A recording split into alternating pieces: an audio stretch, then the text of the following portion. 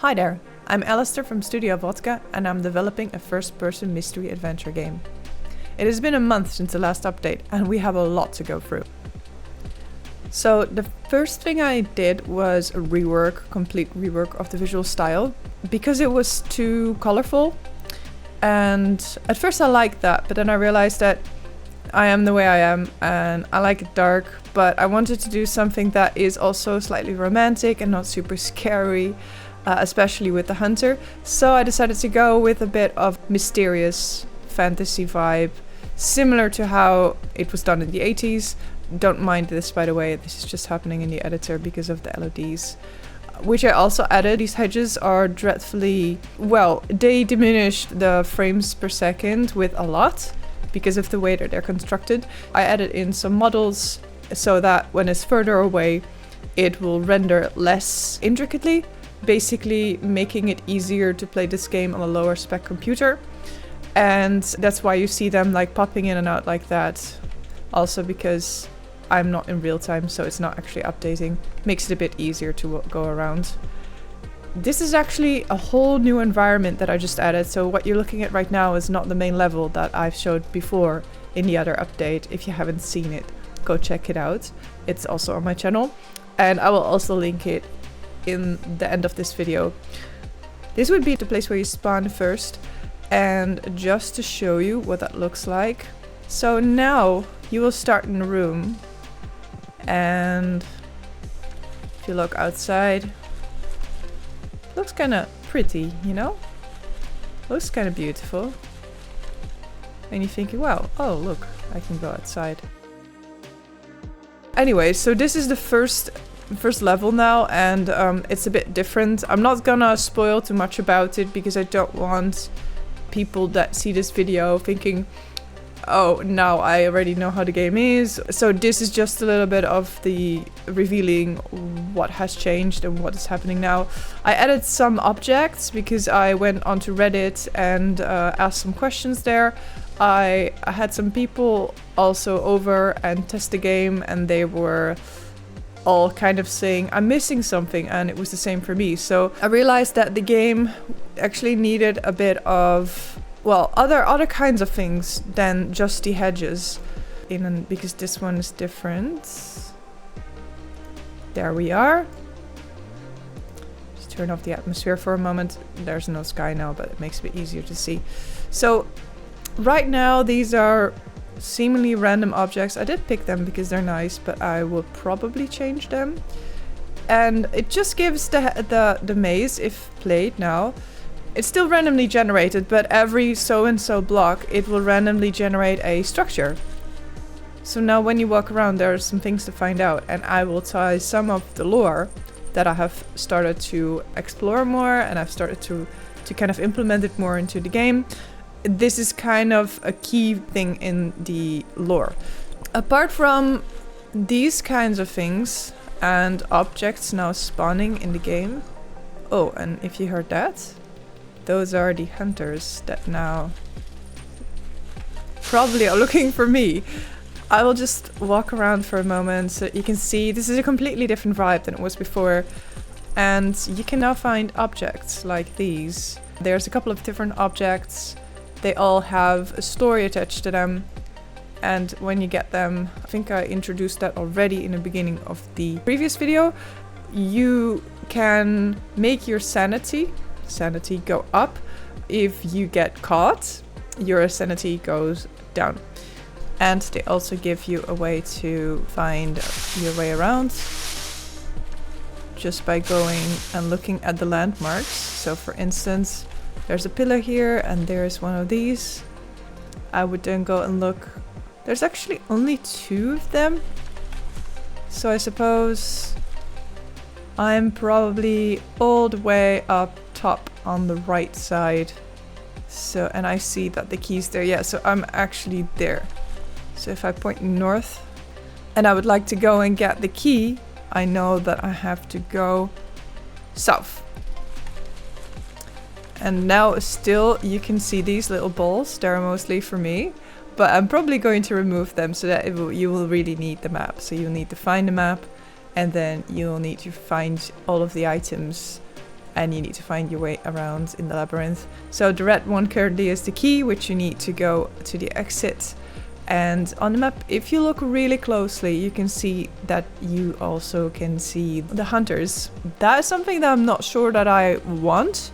Right now it's kind of nice because you can't do everything at once anyways, and it's a way to know which way you want to go in.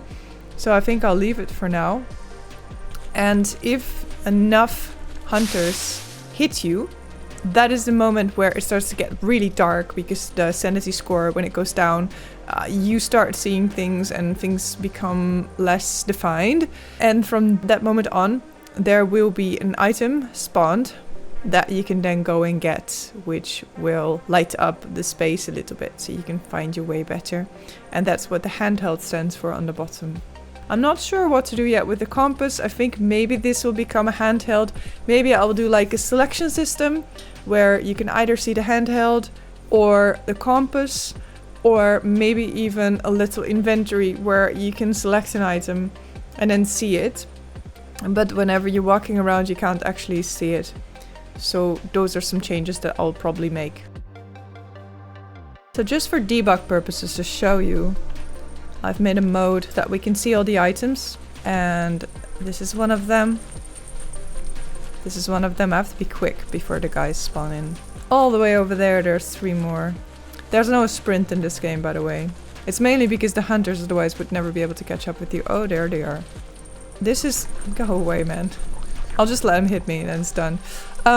So this is the acorn that I've made, and get out of my aura. Get away from me. I have an army of hunters behind me. There's another object, and I guess that's the last one. Yeah, oh, we're being hunted, alright. Terrifying. I do most of my modeling in Cinema 4D, and if I do texturing, I do that in Blender. And yeah, the map is live, so it looks really weird right now. Oh, they're coming for me, alright. Looks super cool though. It's whack. I can actually spawn it again. There we go. And they're still here. Damn. But we do have the key, which is awesome. Now that I've been hit, I can actually remove it again. And I can probably find the object that spawns in when you're being hit. Well, I guess... Bye. Oh lord. See, now it's just... It's really hard to actually see anything. I think I found it. I did. I will go there and then spawn in the map again so we can see what's happening. You will not be able to do this, by the way. This is just my debug god mode. There we are. So here's a beautiful candle. And I don't know why there's 2 of them, but now there's none. So that's good. So now you have a little light, which makes it a lot easier. So when your sanity's low, this is what you see. Basically nothing. I accidentally have 2 candles, so this is not exactly how it should be. At least I think I have 2 candles. So as you see, some game-breaking bugs for sure. It's getting there. Oh, hello. They're scary as heck. When it's this dark, it's definitely a psychological horror. Like, what the hell? This guy's just... Go away. Oh my god. I will do a playthrough when this game is done. It will be super fun, I think. Hopefully we will not find any bugs by then. And if we do, it's also good, because then I can go and fix them.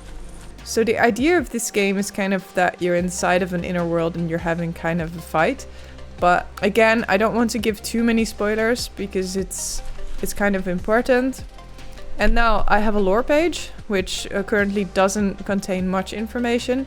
These are more like hints, and I'm still working on a way to implement this in a way that it's not destroying any other gameplay.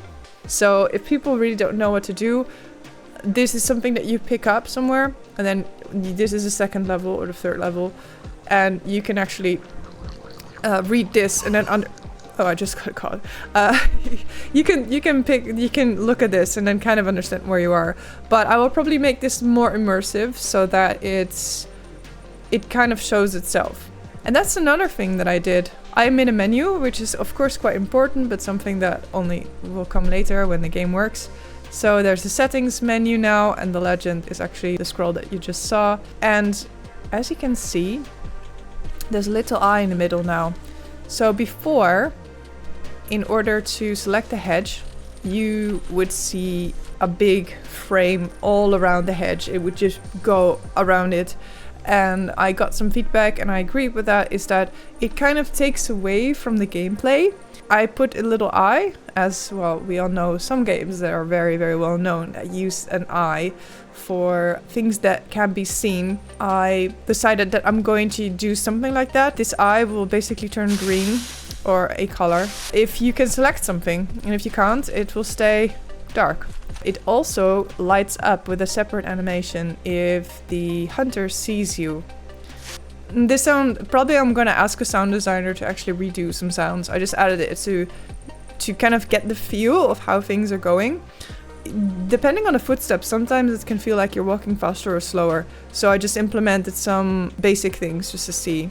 I did a lot of fine-tuning in my programming because I have 2 huge blueprints. This one is actually quite nice. I've been really doing my best to actually organize this one. It's still not perfect, but at least now I put things into functions, and this is a whole spaghetti. This thing basically takes care of spawning the grid. And here is my other blueprint, which is still relatively messy. As you can see, this is a lot of programming, and a lot of this actually has been added past month. It's not really something that I can show apart from this spaghetti, but it's something that goes into a game. That's, I think, most of the updates for now.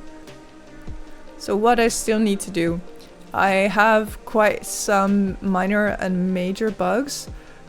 Some of them game breaking, and some of them just kind of annoying. So I definitely need to do something about that. I need to finish writing the lore, or at least make everything make sense in the game, because that's not completely watertight yet. And then in the game itself, I need to implement some visual effects. So for instance, I have a gate now where you can escape the maze and go to another level. There needs to be some visual effects there. And there's many other places where that needs to be fine-tuned. I might already bring out the game, or at least an alpha, where that's maybe not a thing, because as soon as the gameplay is solid and I can't find any game-breaking bugs anymore, I might already release it, which is a whole new level. It's something I've never done in this way before. It's probably going to take me a couple months to get that through. And then I need to do a lot of graphics optimizations, just because right now you need quite a beefy computer to run this. And that could also be, I haven't built it yet, which means I haven't played it just as the game. I've only played it in my editor, which is of course a bit heavier. That's why I implemented a menu, because then you can choose low settings. But it would be nice if people could actually play it on my PC, which is not actually that low end of a PC. It has a 2070 Super in it. It's 3.5 years old. It would be good if it would at least perform a good 30 FPS on a high setting on that computer, but if not, there's always a medium and a low setting so that everyone with a semi-good computer can play this. That's it for now. I hope you enjoyed this video. If you did, leave a like, and if you want to see more of this content, please subscribe and follow. I'll see you later.